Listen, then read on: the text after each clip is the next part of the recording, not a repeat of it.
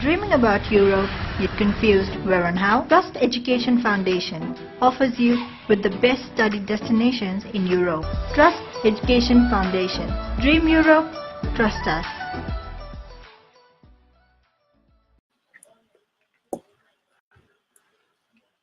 Yeah, hello everyone.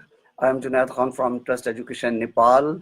We are here in Dalarna University today with Michael, Lucas, and two of our students from Nepal and Pakistan. So we are here to introduce you the university and the reasons why to choose the university, and some of the experience from the students, and some of practical information which you need to know before arriving here. So I will first ask Michael to introduce himself. Yes. So my name is Michael Oppenheimer, and I work with international student recruitment. You might hear I don't have a Swedish accent. That's because I come from the United States, and I've been living in Sweden for nearly 20 years. I just want to say I get a lot of questions about that. A lot of people think living in the US is a great opportunity, and they wonder, why are you living in Sweden when you could live in the US? And after being here for 20 years, I got to say, Sweden is a fantastic place to live, and in many ways I enjoy living here more than my time in the US. So I can strongly recommend to come here and study, and hope you'll be able to do that. I'm Lucas. I also work in international student recruitment. Like Michael, I'm also not a Swede. I come from Czech Republic, from Prague. And same as Michael, I also found Sweden very interesting and a great place to live. And I've been living in Sweden not as long as Michael, but I've been connected with Sweden because I got my master's program here at Dalarna University in the year 2003. And since then, I have been connected with Dalarna and Sweden. So working here at the university right now. Yeah. My name is Jandeep Tahir, and I'm the student of EAP, and almost completed my course, and I'm from Pakistan. And when I decided to came Sweden, I didn't know everyone, so I came here, and it's so much difficulties which I face it. The basic is whether Sweden's weather to study, because the study procedure is totally changed for our culture. So I didn't know everyone, but now we used to it. And when I'm here, I didn't know everyone, and accommodation is so much difficult to find in Sweden, because in our culture to get accommodation hand to hand, but now here to register housing websites, and then you get the accommodation. But the great Lucas and David and also the university provided us a temporary accommodation for me and for all of the students as well. But I found in that period, I found everyone so helpful, especially Lucas. Lucas is always here in the university from the student from the solve their problems. And when I talk about EAP course, it's I think it's a great experience for me to get opportunity to meet amazing people and teachers as well. And it's helped to me improve my communication skills. So I think it's a good experience. So please come and join the EAP and get a lot of experience.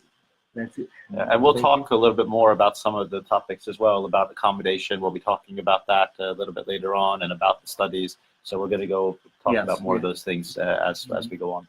Yes. Yeah, my name is Prasanna, and I'm from Nepal. I'm also the EAP student, and I've been here since for September. And yeah, Sweden is a very beautiful place, but it's cold. So a student coming should prepare for cold. Yeah. And yeah, that's it. What about your experience with EAP course package as the course as education, and how do you find it? Is it easy or difficult? EAP course, at first I was kind of nervous, and I found it kind of difficult, the teaching system and other thing. But later, when I get used to it, then I feel it really easy, and it is helpful for future also. Yes. Very good. So do you feel that your English has been improving since you've Yeah, been it's here? been improving since I've been here. Yeah, that's great. Very good. Great. And you'll let us know as questions come in, so we can answer those. Yeah, basically I have told Saroj Suraj, if you, because the computer is a bit far from us and it is difficult for us to read the questions. So Suraj, if you find any questions there, please send me a message so we can answer that question. And we will keep telling you about the programs which Dalarna University is offering for autumn 2019. One thing I tell the students that there is two different things, program and courses. The courses means short courses of 6 months, and programs are degree programs. In our countries, they like mix these words. Right. Sometimes they say, I want a degree course. No, Right. course is course. It's Right. not a program. Right. I think I would start with this EAP, International English for Academic Purpose course package for most of you have applied or are interested to apply. Since you're in the system and the application is processing, maybe currently you are at this point of getting ready for interview with Migration Board, and I just wanted to point out to visit our course website, English for Academic Purposes, which is du.se/EAP, and there you will find all the information. Especially, I would like to really recommend to download and look at the course handbook. All of these guys got it, and there's all information you need for the also migration interview, when they'll be asking you about grading systems in Sweden, about how your course is structured, so that you are prepared and you know what you're going to do in Sweden on your arrival as well. Lucas, is it possible to have its PDF or soft file or some internet connection? So with the video, we will send it at the end of the session. It is. In the messages. It is basically attached in our website along other documents that are related to the EAP course. So I encourage every student to go to the EAP website. But we'll send the link. And we will send the link at the Yeah, end. below, yeah. Yes, and so download it, read it, and get ready. Yes. Get ready for a great experience. And you were telling about some solar energy program. Yeah, so Dalarna University is located in the middle of Sweden. We say it's located in the heart of Sweden, both because it has a strong cultural history in Sweden, but also because a lot of the traditions that are very strong in Sweden, like the Dala horse, they're from this region. So in any case, with our educational offerings, we have one bachelor's program that's taught in English, and we have a group of master's programs. One of the most unique master's programs we offer is in solar energy engineering. And in 2019, it will be the 20th year we've been offering that program. We've actually been doing research in solar energy engineering since 1984. So it'll be 35 years of research and 20 years of education. And we're very proud of that. We actually have alumni working in about 40 to 50 different countries. And the program is very globally focused. So each year, about 50% of our students, they do their degree thesis overseas, either at a research center or a company that we have a collaboration with. And we have students each year from about 15 to 20 countries studying the program. So it's a really strong and exciting program. And obviously, does students have any opportunity for their final project to other countries? Yep. Yeah. So the thesis project, which is the final project, that can be done in Sweden if students want. But a lot of students want to do that abroad, especially because solar energy is much bigger abroad, and we teach for the global market. So we have about 50% of our students each year are doing their final project overseas in that program. And how many universities are offering this kind of specifically solar energy? We're the only university in Sweden that offers this, and we actually were the first university in all of Europe. Like I said before, we offered this 20 years ago. So we've been doing this for a very long time. Our faculty have incredibly strong research and industry connections. And actually, a lot of our alumni have gone on to help develop programs at universities all over the world in this field. So it's a really exciting and a really successful program. And we have had applicants from, like I said, about 50 countries studying the program previously. So we can help put you in touch with students from both Pakistan and Nepal who've been in the program previously, if anyone's interested in that area. But we have a lot of other degree programs. I don't know if I should talk about those as well. We have not like that time and which session, but we can just explain a little bit about the university and the culture and the place. Rest of the information you can get it from the office of Trust Education in Nepal. So if you want to get a detailed information about all the programs and the courses and the criteria and the date session, it's a lot to know about a university before applying or before coming. So you can go to the Trust Education office in Nepal, Kathmandu, and get all the detailed information from there. So after doing this EAP program, what is the future of students here? Can they apply more for the programs? Yes, and students who are arriving and are successfully passing English for academic purposes, they will qualify for most of the students, most of the programs in Sweden that have requirement 6.5 IELTS or English B, which is the Swedish system for recognizing the level of English. Students can choose to study further education of their choice, whatever they are focused on or want to pursue further. So it's not only Dalarna University. Obviously, we offer specialized programs, but students coming for the EAP are then either staying and studying with us, or they're going to different universities, either in Sweden or different country as well. So. And they automatically, if you complete all 30 credits, you automatically fulfill the English requirement for basically all master's programs in Sweden, except ones that have a higher IELTS score, like a 7.5. Yeah, but they are very few. Yeah, very few. There are very few, and they're mostly focused on English studies, English literature, right, and yes. So what are you guys planning to do after EAP, for example? We are applying for the other short course, English 1, and I think I'm eligible for this course because I hope so. I pass the 30 credits. Yes. So when we admitted in next course. Yes. Yeah. There is one very common problem which students ask about the accommodation when they apply for the courses or the programs. Does it really necessary to book an accommodation before coming here? Yeah, it's a backbone because you must register for the accommodation, because when I'm here, I have no accommodation. So I think it's my luck.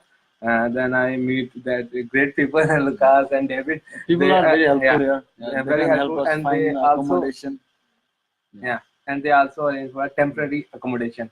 But if they are not arranged or temporary accommodation, so we are facing very difficulties in cold weather. So what do you recommend, Michael? Then? Yeah, I mean, we tell students ahead of time that it's really important to book accommodation before they come here. And I think it's hard to understand, because in a lot of countries and cultures, you don't need to do that. You can show up and you can find a place. But that's not how it works in Sweden. You really have to plan ahead of time. So if you do book housing ahead of time, you can get something. And we provide links and information to the municipal housing companies. And we also have a collaboration with the municipalities to find private housing with private landlords in the area. But it's very important to book ahead of time so that you have a place to live, especially if you're coming in January. Yeah. And as current students have experienced a temporary accommodation that has been arranged by one of our housing partners, which was able to host up to 10 students, 15 students. We're not sure if this temporary accommodation will be available, because there are many factors and fire department regulations and approvals, which we don't have right now. So there's absolutely no guarantee that there will be at this moment a temporary accommodation. And for that reason, it's so much more important to go and look and start booking accommodation before you arrive. And I can just add, I looked earlier this week, and that housing company, they had over 10 available rooms right now. So anyone who is thinking about coming right now, book, and then a whole group of new available rooms will become open in April for students who want to come and study with us in the fall. On this topic of accommodation, it is not only accommodation that you need to book and register. Sweden is a very digital society. Everything is digital. Cards, cash almost doesn't exist here. And so in your own country, there's a lot of last-minute decisions, whereas in Sweden, to function this society, this digital, it needs to be planned and it needs to be structured. And finding something without booking and without being part of the process is very difficult. So coming here without business card, bank card, it's very difficult. And transport card, bus card also. As we told you, it's must to register the housing website. Yes. So at the end of the video, we give the link below. So then you click that and you register yourself in the housing website. So it's good for you and for your future. So what you suggest, Michael, that student must have to find accommodation in Falun, or they can also apply for Borlänge? Yeah. So both options work. I actually live in Borlänge. It's the neighboring town to Falun, where we are right now, and you also, And how is it hard to come here by bus? No, it's not so hard. Yeah, but you have to be like, if you are hardworking, then you have to wake up early. Yeah. But in cold, it's hard. Yeah, so you have to dedicate yourself, man. Yeah. I mean, I travel to. I work both in the Borlänge campus and the Falun campus, and it's easy to get by bus between the campuses. And if you can, try and live in the city where you're going to be studying, but if not, it's not a problem to live in. How the long other it takes? Within half hour. Within half hour. Yeah, 20 minutes, exactly. half hour, Yeah. Within half hour. It's like nothing. Yeah. It takes more if you are traveling within a city. Exactly. Exactly. And also, I mean, because the two regions are so tightly connected, there's 3 different buses you can take. So there's buses, most of the time, there's buses every 10 minutes. Yeah, So you don't have to ever wait that long. Yeah. Yeah. And for the cards, which Lucas said that when a student have to come, he must have to have a debit card, because most of the places you can't pay by the cash. And for that card, we have already sent all the information to the Trust Education office that how you can apply for a debit card, because most of the countries we don't have debit card when you are student, especially when you have not your own money, you don't have your job. So please do follow that TransferWise all the instructions to apply for your debit card before coming Especially here. for the transportation, because the bus don't receive the cash from ticket. So because in our country, you just pay the cash and get the ticket, but no, don't here. No, it's for safety reasons. They don't want drivers to carry cash on the bus, and everybody has a payment card in Sweden. So that's a must, basically. Otherwise, you cannot get around, and you need to walk everywhere. It's like a fifth element of life now. But talking about the buses, do you have a student discount when you're going on the bus? They give according to our age. Yeah. Our age, Okay. yes. Yeah. So there's 2 ways you can actually get a discount. The one is if you're under 26. And if you are over 26 and you're a full-time student, then you can apply for something called the Mecenat card, which gives you student discounts at a bunch of areas, but especially for the buses. You pay buses and shopping. a lot less money. I think about the courses and programs, we like our offices in Nepal can explain them well. Can you give us a bit information about the city? That is there any activity here in winter? Because normally we think in winter Sweden has no life. Yeah. It's snow everywhere. Yeah. But before this session, I was having a chit chat with you. And I think, I mean, for me, it's really interesting. I lived in Sweden 20 years, like I said. And the first time I really enjoyed the winter was when I moved to Dalarna. I've lived in Gothenburg, I've lived in Umeå, I've lived in Stockholm, and they're all great places and really worthwhile visiting. But the winter here is something special, because here it actually gets cold and it stays cold. And you're probably thinking, I don't want cold. That's 25, 30 degrees, that's nice. But the thing is, you can dress for the cold. You put on more layers, you can stay warm. But when it's cold and there's snow, you can do so many amazing things, and it looks beautiful. You can go ice skating or walking on a huge lake that has islands in the middle of the lake. You'll see people going skiing and walking snowmobiles on the lake. Yeah. Am I listening right? Yeah. There are people who drive on the lake with their cars, and they spin around and it's safe frozen. Yeah. It is thick layer. Yeah, snow. This thick? No, it's, I just explained it.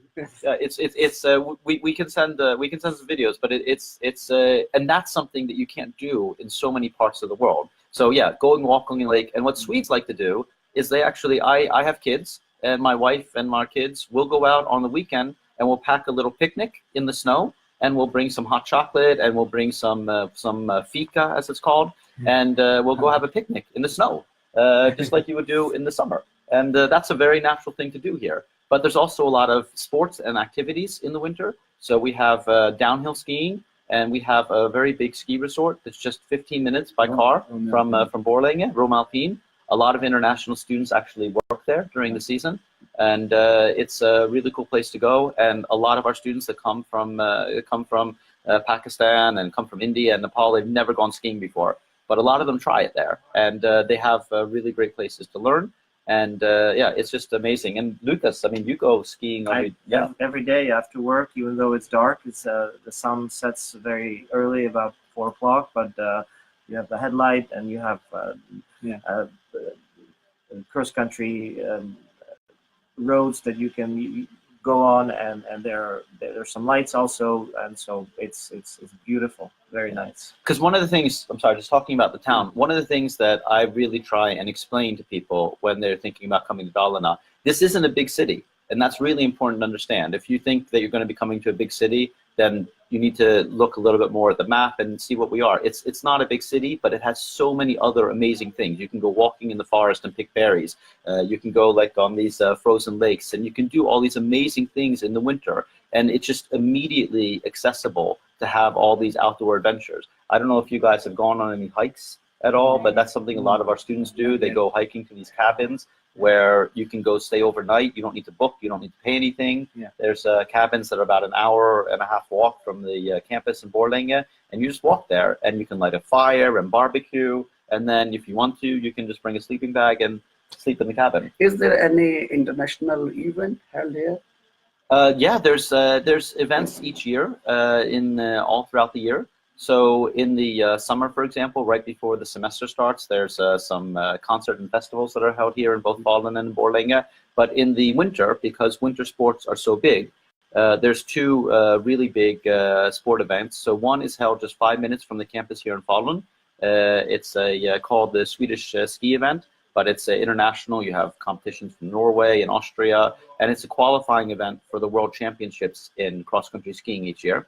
And then the biggest cross-country ski event in the world, the Bachelor, which has over 60,000 participants each year, is held in Dalarna, and it's a 90-kilometer cross-country skiing race. And you also have participants from all over the world. And it's a big part of Swedish cultural heritage. Ooh, it sounds interesting. It's a small town, but a lot of activities in winter. It seems a good life. And about the winter, once I was talking to a guy, and I said it's cold. He said if you are in Sweden and you say it's cold, it means you are not well dressed up. Exactly. There's a phrase. There's a phrase in Swedish, and in Swedish it rhymes, but the English translation is there's no bad weather, just bad clothing.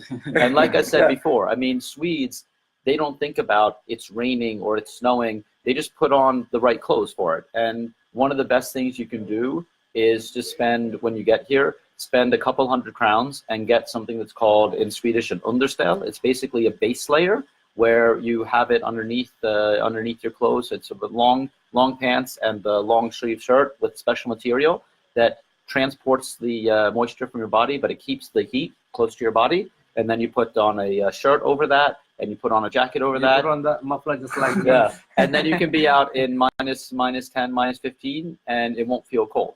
And again, I know that sounds like a really, really cold temperature, minus 10, minus 15, but when you're here for a while, you get used to it, just like you're talking about. And one thing, you must carry your hand frees, your chargers, your power bank, because it's much expensive for us. So I advise you must carry your hand frees, chargers, and headphones, etc. Electrical gadgets. Yeah. From home, you mean? Yeah, from home. Yeah. Okay. Yeah, basically when you are new here, the first thing when you look at the price, Yeah. you multiply with the conversion rate, so then it Yeah. becomes, but the thing is, if you buy something from here, the quality difference is also there, Yeah. Nice. which you will feel after a while. And one thing, it's Dalarna is, I think it's not such a big university, but offering a lot of master programs. We have a lot of queries about the PhDs as well. So is there any opportunity for the student to complete the master programs? Yep. So we do have 3 PhD areas, but really one of them is more for our international students, and that's in microdata analysis. So students who are doing our master's program in business intelligence or our master's program in data science have the opportunity to apply to PhD positions, and we announce PhD positions each year for that microdata analysis field. We actually have a student from Bangladesh who's doing that PhD right now. We have students from Europe who've come and done that program. So a really excellent student has, because we are a smaller university, has a very good chance of getting a PhD position in that discipline of microdata analysis, which is basically dealing with big data, which is a exponentially growing field right now. Michael, can you explain what it means to get a PhD position? Exactly. Thank you, Lucas. That's a really good point, because a lot of people, when they ask about doing PhD positions in Sweden, they ask about doing it with a scholarship. And because in many countries you pay to study a PhD, but then you get finance from the university, so you don't actually pay anything. In Sweden, it's a job. So you get paid by the university to do your research. And then you have a residence permit during the time that you're doing your PhD. And usually it's a good stepping stone for going into an academic or research career. So yeah, you get paid by the university. You're an employee of the university. But there's a big demand, and so there's a selection process. And yes. So it's like with any job, you go exactly. and you apply, and you are either selected and you get a PhD position or not. Not, yeah. And it is for like the whole PhD. It's not extended every year. No, exactly. So when you're offered the position, then it's valid for the entire length of time that it takes to complete your PhD. This is not specific about Dalarna University. No. This is specific about Sweden. Yeah. So all Swedish universities offering PhD programs run the same system. Right. Is there any advantage of studying, if I like, for example, if me and Lucas, I am from Dalarna University, do I have any frictional advantage of being a student of Dalarna? Absolutely. I mean, the people who are making the selection for the PhD programs are the people who you've been having as teachers in your master's programs. So if you've been here and you've made a very good impression, then that will help you. Obviously, we do have external candidates as well, so we're not just taking our own students, and that's important that we get people from all over the country and all over the world. But if you've been a very strong student, then your chances of getting a PhD position will be better, because the teachers who are making the selection will know that this is somebody who's really engaging and hardworking and has some very interesting research ideas. So what I understand is, if you have a very clear concept about your education and you are in a right field and you study really good, so you have a chances to continue your studies to Yes. the PhD. Yes. Yes, and in fact, do a PhD, and as Michael said, it's a paid position, so you have a possibility to finance your stay in Sweden very, very well. Yeah. While you're doing research. It's like, again, to the city. It's a small city. Is it newly built city? Then Yeah. So there's two towns actually where the university are located, Borlänge and Falun. And as you heard before, they're only about 20-25 minutes apart by car and bus. Falun is quite an old town. There's a copper mine in Falun that is a UNESCO World Heritage Site, and it was running starting in, I think, the 11 or 1200s. And at one point in time, it became the biggest copper mine in the world. So Falun was actually, for about 100 years in Swedish history, the second largest city in Sweden. That's not the case now. Just want to be very clear. Be very clear about that. It is a small and very quaint town. Both Falun and Borlänge have about 50,000 people each. And I think if you're coming from Nepal, Pakistan, or many countries in that region, that you hear 50,000 people and you think, oh, that's like a village. There's not that many people there. There must not be anything going on. I have things I would say about that, but I'd really like to hear from both of you. I mean, are there stores? Is there any places to go eat restaurants? Is there any kind of shopping? I mean, in a town of 50,000 people. Activities or where you can go in the evenings. Yeah, there are a lot of restaurants where we can eat food, and even pubs and entertainment. We can go bowling. Yeah, last time we did it in Falun. Yeah. But in our country, Nepal, it is kind of congested. But it is everything, but it's in an open way. Yeah. And in Borlänge, where all of our master's programs in English are taught, the university campus is just a 5-minute walk from IKEA. It's a really, really nice IKEA store there. I don't know if you've ever been there. yeah, it's a great thing to go and test out the Swedish cuisine and look at all the Swedish furniture. But yeah, there's a lot going on for it being a small city. But a lot of what goes on is more nature-based. So it's really a great place for somebody who is interested in having a different environment than maybe what you have right now, where you have people around all the time. We have international students that come here and they go walking in the forest and they just stop and look around and Yeah. I'm the only person here. Yeah, we have And- many times. Yeah, and it's a really special experience to be able to be by yourself and have the quiet, and then just see nature that hasn't been touched. It hasn't been developed. It's pristine. It's really pretty. And I think maybe along with this is the safety, how people feel safe. Yeah, and Yeah. it's not scary. Yeah, yeah. Yeah, not scary and If, compared to your country and the population and the density and being here alone, how do you feel Yeah. safe or not safe here on the streets? And yeah, we are safe here. Actually, I'm from Pakistan and from big city in Lahore. Lahore, yeah. Lahore is the biggest city, biggest province of Punjab. So if you are from here, when I came here, so it's little much quiet city, little city, silent city, because we are habitual to crowdy people. Congested people. Yeah. So when we visit the restaurants, there are some people in sitting and eat with be quiet. be quiet.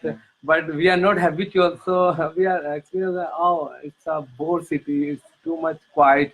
But now it's great experience for us. And when we're walking, so if you have a friend, then you stop here. Oh, it's a good city. Hey, come on, you take a picture. So I think it's good. So as we have, this was all the up till now we have discussed all the generic information and general information about the city and the education. But still we are also some participants from specifically who have applied for EAP course for spring 2019, and they are like in a couple of months they will be here. Any specific instruction you want to give to them that okay, you have to do this before you have to arrive, because it's like now less than 1.5 months left. Yes. So as I have advised, please everybody study the course book handbook package that is on the internet to find out about the structure of the EAP courses, and you know, and you prepared what you are going to study, so that you have information also to answer maybe for the migration board, but most importantly for yourself, so you know what are you going to study. Practical reasons, we'll start and we'll have an introduction day on the January 31st. So we'll be meeting you at the lobby here at 9 o'clock in the morning. We will send all information to you through email, where you will be able to register on campus. You will be able to get your emails and access to the internet. And on January 11th, we will have the fourth day of classes. There will be a period of time, about 11 days plus this weekends in between, where you will be able to get settled, find your way around Falun. But the last day for registration and the last day you can actually arrive is January 31st. Even though classes will start later, the registration will close down on January 31st. And we'll be meeting students in the library, right? Right by the lobby by the library. You guys ever study in the library? Yeah. Yeah. What do you think of the library? Yeah, it's a good experience. We are studying in library, then and the here is silent, and you easily issue any book. Yeah. And it's all about digital. Do you know you this book on the library digital- has? Do you know this library has one prize? It won Yeah. an architectural prize. I don't know if you know that. I don't know if you ever thought about the design and how Yeah, it, design yeah. is Design is too much. beautiful. Yeah. Yeah. And Tell us it's about good for that, students. Yeah, so the library opened in 2014, and the architectural firm that designed the library, they submitted the construction of the library to a architectural forum called the World Architectural Forum, which was held in Singapore. I believe it was around 3,000 architects that participated in this conference. And part of the conference is awarding, recognizing buildings as the best building of the year in certain categories. And our library was nominated for the best building of the world, best building of the year in the category higher education, and it won. So we were really excited about that, and it is an amazing place to go sit and study, and just to go and be inspired. Sometimes I take my laptop out of my office and I go sit in the chairs there. They've got these really wide and comfortable chairs. Comfortable chairs. Yeah, just to sit there and be in an inspiring environment, because it's just a beautiful place, and amazing natural light, and a nice cafe, and you can sit there, and you're talking about it being quiet, and there are lots of quiet places, but actually it's a library where it's okay to talk, and it's okay to socialize too. So it depends on where you are in the library, but there's places that are designated for having group meetings and for talking, and there's actually a lot of video conferencing set up in the library as well. A lot of the student rooms are set up for video conferencing, so you can collaborate with students all over the world.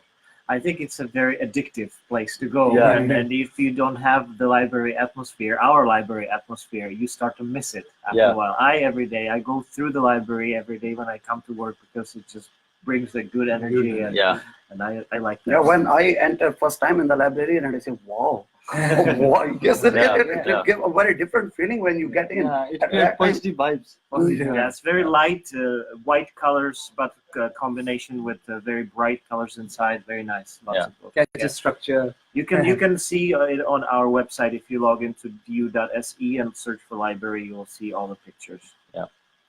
And from all of this, what I have understood is, if you are coming in spring 2019, you must have to apply for the housing to avoid this hassle which you will face when you will arrive here. And the second thing is your debit card. These are the two things which you have to consider as important as food and oxygen here, because you can't live without that. And if you want to try something different, it will be very, very difficult for you. So, and you must carry your all documents, including your license, because if you are, I'm from Pakistan. If you have a international driving license, then you can buy a car or drive a car for 1 year. Yes. Some of the questions may be about work. Some students want to work during the time when they're here to co-finance their expenses. Do you think it's possible or not? Yeah, it's possible. In winter, the place that Michael said, Romeo Alpine, they provide a job, part-time job for the student. And McDonald's and Pizza Hut also offering a part-time job. Is it easy to find a job in Sweden? Because we are not habitual for digital. That's why in our country, just visit that place and drop your CV, and I'm here for job. Yes. And if you have a place, then please prefer me.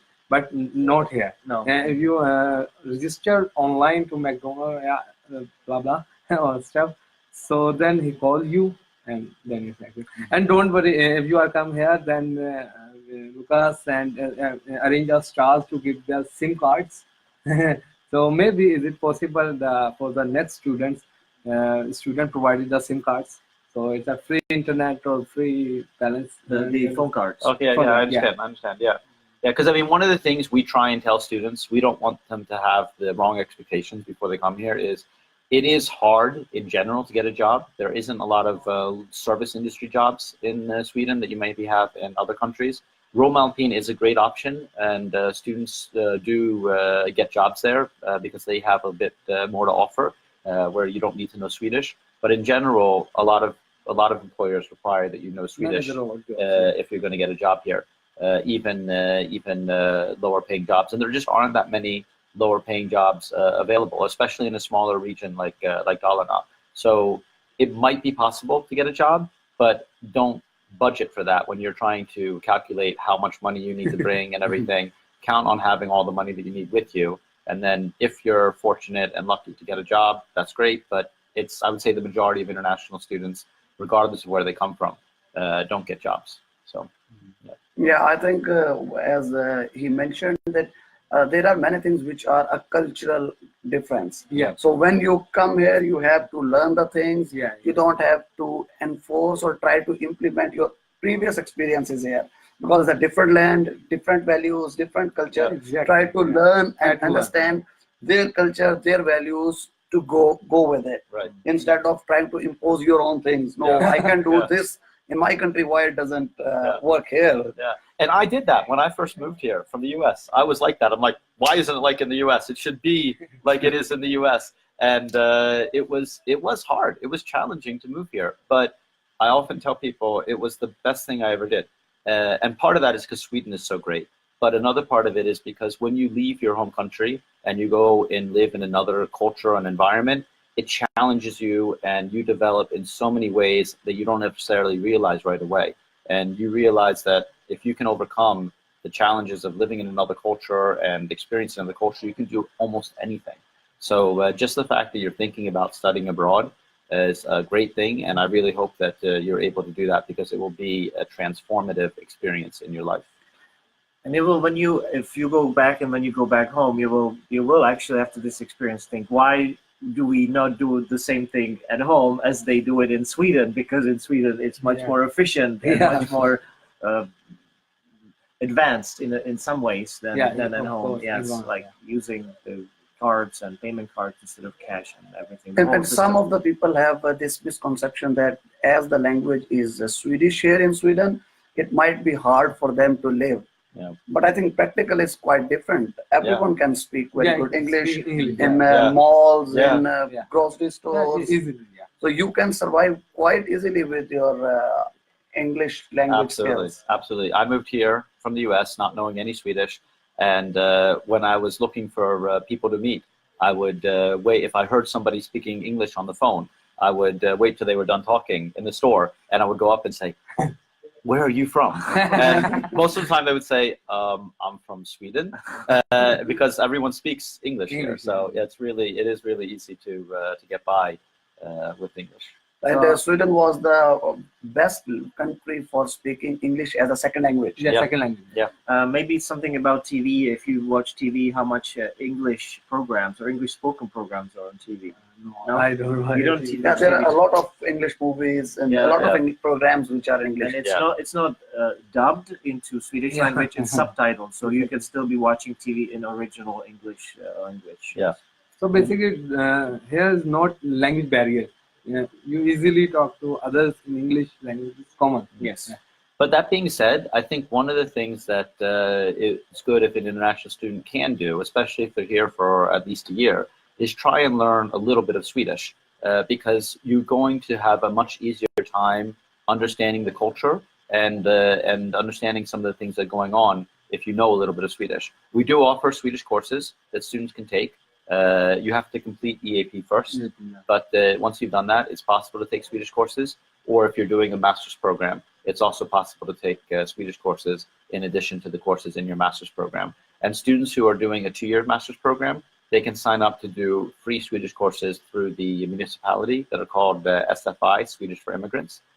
So it's a really good option. And even if you're not doing any of those things, there are online resources where you can learn Swedish a little bit in your free time, either before you come here or while you're here. So learningswedish.se is a really good free learning resource, and we can add that link as well when we send out the video. But just to point, some students, when they come here and they complete the EAP and they're still students, they are still required to pay fees for the Swedish lessons. And these are about 10,000 Swedish crowns per each course. And we said the difference between course and a program. So it could add up that over a semester, if you are admitted to these English courses that our university offers, it will be the same price, about 40,000 Swedish crowns for those, for 1, 2, 3, and 4 level. Right. So if you talk about food, so the famous food is pika. Pika? Yeah. And if you want to halal food, then easily you get the halal food in every store. So don't get panic, because many students when here, so I'm so confused, they are not halal food. So it's easy. The mosques are also here. So, and halal food is also available. So don't get panic. So you can find your local food here. I also find the mosque. So it's easy. Yes. And there are a lot of questions a student has asked in the comments. As I have explained you earlier, that we can't explain everything, every requirement of every program. Then we might need a couple of days to explain everything. Please do contact our office in Nepal, Kathmandu Trust Education, So you can get all the information from there, that what is the requirement, what are the dates, what is the procedure, and how you have to follow all the instructions. So that's why, as I explained in the earlier section, that we will just give you a brief overview of the town, of the university. So what you suggest, can we answer? Yeah, I mean, this question, there's a question about the requirements for data science, and that's actually a really straightforward question. You need to have a degree in computer science or IT, and you also need to have proof of English proficiency, which is either oftentimes having an IELTS 6.5. But as United said, the best thing is to contact the organization, Trust Education, because they can help you with the specific requirements for English and also making sure that your documents are prepared properly. But we do have clear information on our website about that. And there's also a question about the structure. We actually list the courses that are part of the program on our website, and the fees are also listed on our website. And it's 135,000 crowns for a 1 year for the data science program, and the program is 2 years long. And also, I could ask about scholarships. We are taking scholarships applications. We do not, unfortunately, provide full scholarship, but we provide partial scholarships. And there's a board that decides over applicants. So feel free to also submit your application for scholarship, partial scholarship with us. And there is also a question about travel and tourism. I'm not going to say a lot about that. I just want to say, again, if you missed earlier in our presentation, this part of the Sweden has a very strong cultural heritage. So our tourism programs both have two focuses, and one is on cultural heritage and the other is on sustainable destination development. And just sustainable destination development is a really big and growing field within the tourism sector right now. So it's a really great place to study tourism. And the students who are coming in a spring session for EAP, can they apply for tourism bachelor? Yes. Autumn, because the dates are there here and the last dates are gone. And so we actually help students do that all the time. We have quite a few students who are here in the EAP in the spring of 2018 who continued to the International Tourism Management Bachelor's program in the fall, and we'll help with that process as well. So they can continue in autumn for their bachelor program. If they qualify, yes. Yeah, if they qualify the rest of the English requirements. Exactly. And what is an average practical cost here to live? You guys can suggest it better. If in Bolangé, if you are sharing your flat, so I think it's enough in 4,000 crowns. 4,000 crowns per it's month. enough per month. Because you just pay 2,000 crowns rent, and 2,000 crowns is enough for your living expense, because food is not so expensive. Food is not expensive. As you told, and can you find grocery store easily? Very easily. And also, I mean, 2,000 crowns is potentially, it sounds maybe like a lot of money based on what you're living right now. But in Sweden, it's very, very cheap. Right? If you compare to the bigger cities, you would never find a place that cheap in the bigger cities. You just compare the McDonald's burger, it's just 10 crowns. You just imagine that. It's too much cheap. And if you get the odd job and you just get the part-time job, that you easily earn the 6,000 and 7,000 crowns is if you are working 3 hours in each day. So it's easy. But it means what I understood is that if you have 4,000 to 5,000 in your pocket instead of 8,000-9,000, you can live. It's not recommended, but in somehow you can survive. We officially say that students need to have 7,500 crowns a month. The migration board actually requires you to show a higher amount because they're thinking about students who maybe are living in a bigger city where it's a higher expenses. But I do know that a lot of students survive on less than 7,500 crowns a month. I just don't want somebody to come here and be in an economic bind because they try to not budget enough money. So plan for higher expenses, but it is quite possible to live quite cheaply here. And do so and still maintain an okay living standard. Yeah, if you want to enjoy, then 4,000 crowns is enough, I think. I wouldn't go that far, but And the one thing which someone asked about the co-applicant. Yes, co-applicant can apply. Yeah, and we actually have quite a few students. You know, some of your classmates came here with their dependents as well, with their partners, and sometimes with kids. If we know about that in advance, we can oftentimes help students to get the housing that is appropriate for families. Because traditional student housing is really, it's made for a single person. It's not made for a family. It's not made for children. But there are a limited number of options that are available if somebody is coming with a family. They are more expensive, but it is an appropriate option if you're coming with kids to live in an apartment.